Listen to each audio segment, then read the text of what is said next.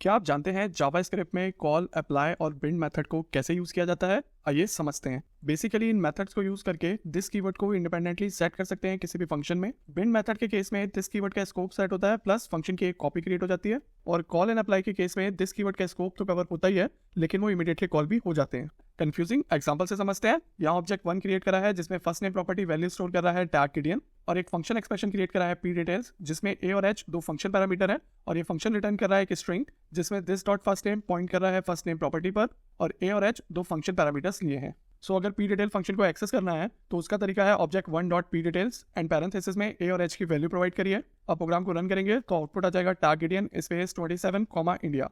अब एक और ऑब्जेक्ट क्रिएट कर लेते हैं ऑब्जेक्ट 2 जिसमें फर्स्ट नेम प्रॉपर्टी है जो वैल्यू होल्ड कर रही है जॉन डो।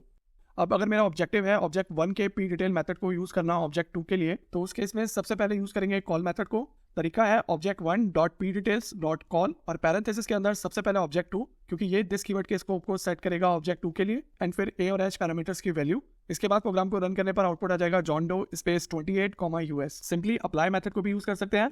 अप्लाई और कॉल में बस एक डिफरेंस है, अप्लाई को तब यूज करते हैं जब हमें पैरामीटर्स की वैल्यू एज अ अरे पास करनी होती है। सो तरीका सेम है, object 1 dot p details dot apply और पैरेंथेसिस के अंदर ऑब्जेक्ट 2 एंड पैरामीटर्स की वैल्यू एज अ अरे।